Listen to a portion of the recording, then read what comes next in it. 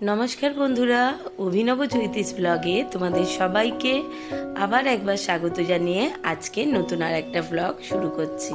তোমরা সকলে কেমন আছো, কে কোথা থেকে আমার ব্লগগুলো দেখছো আর দেখে কেমন লাগছে সেটা অবশ্যই কমেন্ট করে জানিও। ভালো লাগলে লাইক করো, বন্ধু বান্ধবের সঙ্গে শেয়ার করো। যারা ইউটিউব থেকে দেখছো তারা চ্যানেলটাকে সাবস্ক্রাইব করে দিও, পাশে থাকা বেল বাটনটাকে অল করে দিও। আর যারা ফেসবুক থেকে দেখছো তারা পেজটা অবশ্যই ফলো করো। আজকে সোমবার, ঘড়িতে এখন প্রায় 7:30 মতো বাজে। আর সকালবেলা উঠে কিছু টুকটাক কাজকর্ম ছিল, কিছু না বেশ অনেকগুলোই কাজ ছিল। বাসন টাসনগুলো অনেক পড়েছিল, সেগুলো ধোয়া পরিষ্কার করে স্নান করে এসে ঝটপট চলে এসেছি পুজো করতে।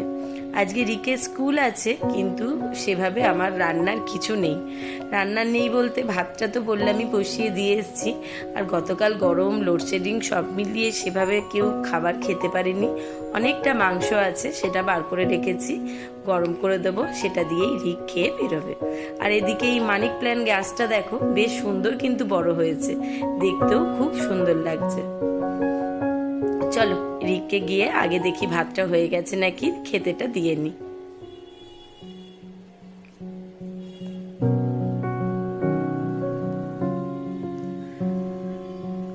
খাওয়া দাওয়া হয়ে গেছে রিকের, বেরোচ্ছে স্কুলের জন্য। কে বলবে বলো তো, গত 2-1 দিন আগেই এরকম বৃষ্টি, মেঘলা আকাশ, রাস্তায় একবারে দুয়ারে গঙ্গা বইছিল। কিন্তু 2-1 দিন মানে একটু ওয়েদার 19-20 হলো কি হলো না, আবার মাথায় সেই ঠিকই রোদ উঠে পড়েছে। সকাল না হতে হতেই একদম চারিদিকটা রোদ্রে ফেটে যাচ্ছে। গরমটাও কিন্তু বেশ ভালোই আছে।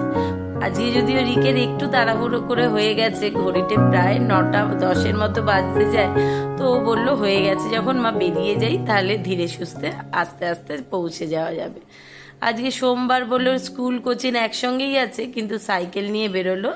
স্কুলে সাইকেলটাকে রেখে ওখান থেকে স্যারের কোচিংয়ের জন্য বেরোবে। ওই যে দাদাও বেরিয়ে গেছে বাজারে। আজকে যদিও বাজার করতে আমি বারণই করছিলাম, কিন্তু দাদা তো আবার একটু অন্য চিন্তা ভাবনার মানুষ। বাড়িতে সেজমা এসছে, আমরা ঘরোয়া যা হয় খেয়ে নিই, সেটা আলাদা কথা। তাকে তো একটু ভালো করে খাওয়া দাওয়া করাতে হবে, মানে গুছিয়ে বাজার দোকান করা। তাও আমি বললাম দেখো, ওরা কেউই সেভাবে এত গুছিয়ে খেতে দিতে পারে না, তো তুমি যাই হোক কিছু অল্প একটু নিয়ে চলে আসবে, তাহলেই হবে। কারণ বললামই মাংস তো অনেকটা রয়েছে, আর আজকে আমার সেরকম বিশেষ কিছু রান্না করবারও ইচ্ছা নেই। এইখানে দেখছি খুব সুন্দর ছোট্ট একটা তুলসী গাছ হয়েছে। এই মানিক প্ল্যান্ট গাছের তলায় একটা টব বসানো ছিল, সেখানে নিজে থেকেই। আর এখানেও যে জানলায় মানিক প্ল্যান্ট গাছটা বসিয়েছিলাম, সেটাও খুব সুন্দর বড় হয়েছে। এদিকে বেল ফুল গাছটা হয়েছে, যদি একদিন ভুলে গেলাম জল দিতে, তো সঙ্গে সঙ্গে সে তার সমস্ত গাছের পাতা ফেলে একদম শুদ্ধ ডালপালাগুলোকে নিয়ে দাঁড়িয়ে থাকবে। আবার এই 2 দিন জল দিতে দেখো ছোট্ট ছোট্ট সরু সরু কচি কচি পাতা ডালগুলো বেরোচ্ছে, দেখতে কিন্তু খুব সুন্দর লাগছে। আবার হলে কি হবে, এদিকে তোমাদের দাদাও ভীষণ রেগে যাচ্ছে এই মনসা গাছটা সরানো নিয়ে।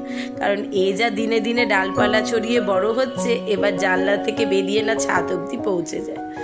সে এসে গেছে বাজার নিয়ে। চলো এবার রান্না বান্না কি হবে দেখা যাক। বাজার থেকে আসতেই একটুখানি অল্প করে মুড়ি মাখিয়েছিলাম, মা, সেজমা, আমি, দাদা সকলে মুড়ি খেয়েছি, চা খাওয়া হয়ে গেছে, আর দিয়ে শুরু করে দিয়েছি রান্না। সেজমা বলল যে বেশি রান্না করে লাভ নেই, মাংসটা যখন অতটা আছে ওটাই সকলে মিলে ভাগ করে খেয়ে নেব। তো কিন্তু হলে কি হবে, দাদা বাজার থেকে এনেছে বেশ বড় একটা মুড়ো। তো মুড়োটা একটা না, একটা বড় মুড়ো, একটা ছোট মুড়ো, দুটো মুড়ো এসেছে। আমি বুদ্ধি করে ভাবলাম এই গরমের সময় আম ডালটা তো খেতে বেশ ভালো লাগে, তাহলে এই যে মুড়োগুলো ভেজে তুলে রেখেছি, এটা ঝাল করব। ওখানে একটু পেঁয়াজ লঙ্কা কুচিয়ে রেখেছি।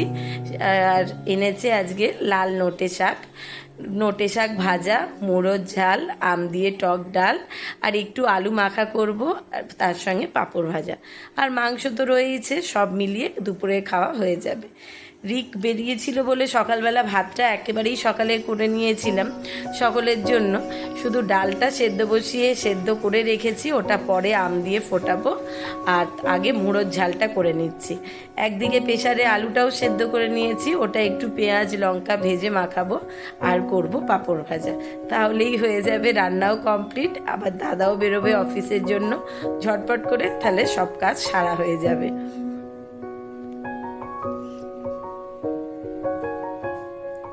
এই যে শাকের পেঁয়াজ লঙ্কাটা কাটা আছে, মাছটা হলে একদিকে শাকটা বসিয়ে দেবো।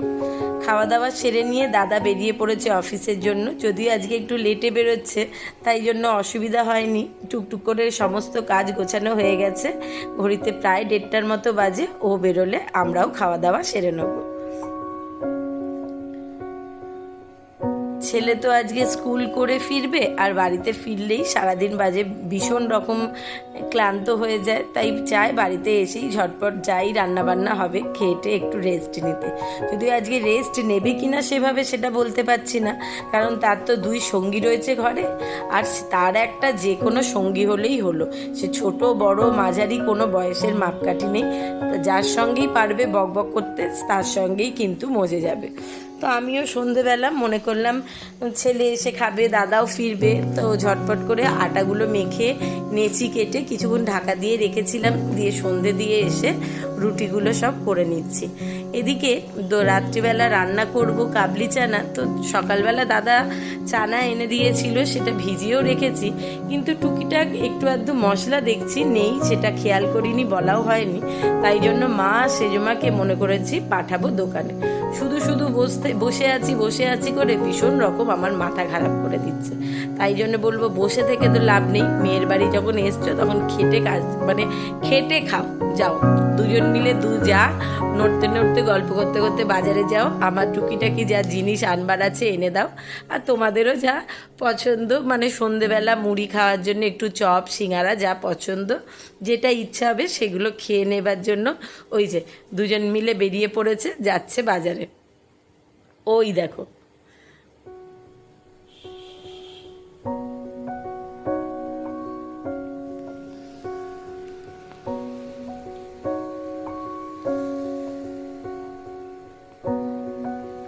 ওরা দুজন বাজারে যাক, ততক্ষণ আমার রুটি হয়ে গেছে।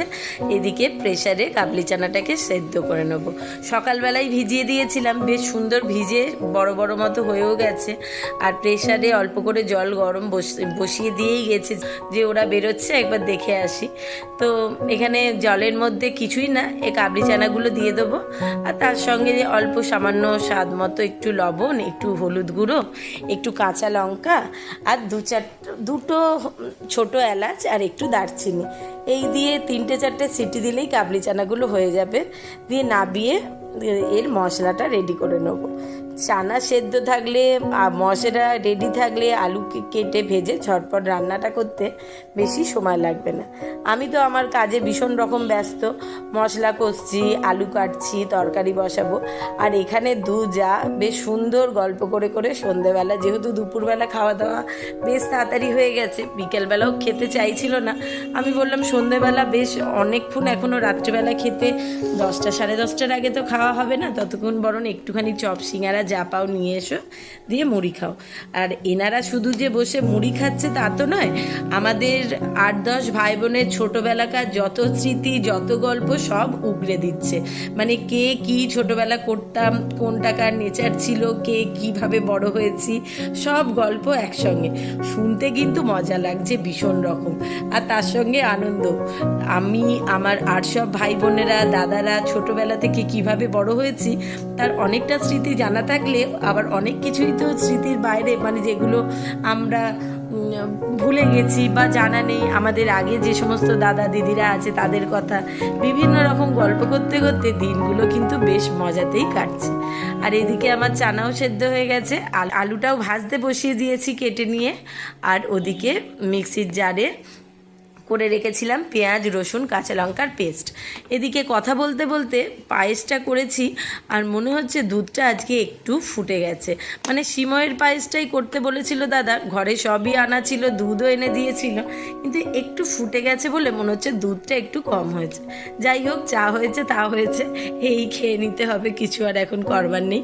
আলুটা ভাজা হয়ে এসছে, এটাকে তুলেই এবার ঝটপট মশলাটাকে কষতে বসাবো। একটুখানি গোটা জিরে, একটু গোটা গরম মশলা, তেলে ফোড়ন দিয়ে এই পেঁয়াজ, আদা, রসুন, কাঁচা লঙ্কার পেস্টটা দিয়ে দেবো। এদিকে দাদাও এসে গেছে অফিস থেকে, তাকেও চা করে দিয়ে দিয়েছি। রিকও এসে গেছে, সে গেছে বাথরুমে স্নান করতে। আর ওই ছোট ঘরটা হচ্ছে আমার মা আর সেজো মায়ের দুজনের গল্পখানা। তারা ওই ঘরেই শুচ্ছে, ওই ঘরেই বসছে, ওই ঘরেই গল্প করছে। কিন্তু তাদেরকে যখন বলছে আমার বাড়িতে তো আরও দুটো একটা ঘর আছে, সেখানেও তো মাঝে মধ্যে একটু পায়ের ধুলে দিতে যেতে পারো, তো সেজবা বলছে না, এই ঘরটাই আমার বেশি ভালো লাগছে, কারণ এখানে বিছানা থেকে বসে জানলা দিয়ে অনেক কিছু দেখতে পাওয়া যাচ্ছে। যাই হোক, তারা তাদের মনের মতো জায়গায় বসে গল্প করছিল। আর দাদা অফিস থেকে এসে গেছে বলে একেবারেই সকলের জন্য চা করলাম, কারণ তখন মা সেজো মা মুড়ি সিঙ্গারা খাওয়ার পর আর চা খায়নি। আমি করে দিইনি, একটু কাজ করছিলাম বলে বললাম একটু বসে যাও, একেবারেই সকলের করবো। তো আস্তে ওদেরকেও চা দিয়ে দিয়েছি। এদিকে মশলাটা কষা হতে হতে একটু আদার মানে একটু হিঙের জলটাকে গুলে দিয়ে দিলাম মশলার মধ্যে। এটা আমিষ তরকারি হলেও হিঙের সেন্টটা কিন্তু বেশ ভালো লাগে। রোজকার মশলা দিয়ে দিয়েছি, লবণ, মিষ্টি, লঙ্কা, হলুদ, কাশ্মীরি লঙ্কা, একটি জিরে গুঁড়ো, সব দিয়ে মশলাটাকে ভালো করে কষিয়ে নিয়ে কাবলি চানাটাকে দিয়ে আলুটাকে দিয়ে কষাবো। যদিও কাবলি চানাটা সেদ্ধ, ওটা পরে দেবো, কিন্তু এই মশলাটা কষিয়ে নিয়ে এর সঙ্গে আলুটাকে ভালোভাবে কষিয়ে নেবো, তাহলে আর আলাদা করে জল দিয়ে ফোটাতে হবে না। যদিও রিক এসেই বলছে, মা তো জানো আমার সকালবেলা স্কুল আছে, আবার তাড়াতাড়ি উঠতে হবে, তুমি আজকে কেন এখন আমার খাবার রেডি করে রাখুনি। কিন্তু তাকে তো আর বলতে পারছি না যে সন্ধেবেলার রান্নার কাজ শুরু তো করেছিলাম অনেকক্ষণ আগে, কিন্তু এমন গল্পে বিভোর হয়ে গেছিলাম, ছোটবেলার কত অজানা স্মৃতি, অজানা গল্প, আবার অনেক জানা গল্প, অনেক হাসি মজা করতে করতে সন্ধ্যের বেশ কিছুটা সময় কেটে গেছে। আর এই সেজমাই ছিল আমাদের ভূত ভূত খেলার প্রধান সঙ্গী। কিভাবে সেটাও বলে দিই, কারণ আমার বাপের বাড়িতে বেশ অনেকগুলো ঘর থাকলে যে কোনো ছোটোখাটো অনুষ্ঠান অকেশানে এনার ঘরটাই ছিল আমাদের সব ছোট ভাই বোনদের প্রাপ্য জায়গা। সেখানেই আমরা যা ইচ্ছা তাই করতে পারি, কিন্তু সবাইকে সেই ঘরের মধ্যে থাকতে হবে। অন্য জায়গায় যেখানে কাজ হচ্ছে বা বড়রা রয়েছে সেখানে গিয়ে বেশি গণ্ডগোল করা চলবে না। আর আমাদেরও সেই ঘরটা ছিল বেশ রহস্যময় এক মজার জায়গা।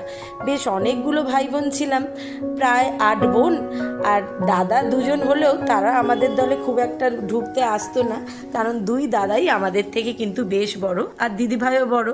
তো ভূত ভূত যখন খেলতাম ছোটবেলা, তখন খাটের তলায় সবাই মিলে ঢুকে বসে পড়তাম, আর ঘরে একটা লাল রঙের নাইট ল্যাম্প জ্বলতো, সেটাই ছিল ভূত, সেটা জ্বালিয়ে দেওয়া হতো। আর সেজমার কাপড়টাকে খাটের চারদিকে ভালোভাবে জড়িয়ে পেঁচিয়ে কি যে ভূত ভূত খেলতাম, তার এখন মাথা মুন্ডু কিছু নেই, কিন্তু সেই সময় সেই খেলাটাই আমাদের কাছে ভীষণ রহস্যময় এক আনন্দের খেলা ছিল। সেই সমস্ত কথা মনে করলেও আজকের দিনে দাঁড়িয়ে হাসি তো পায়, বেশ ভালোও লাগে। আর এটাও মনে করি তখন হয়তো সেই সময় আমরা যে ধরনের যতটা বোকা ছিলাম বা যেরকম চিন্তা ভাবনা নিয়ে চলতাম, এখনকার দিনের ছেলেমেয়েরা কিন্তু এতটাও বোকা নয়।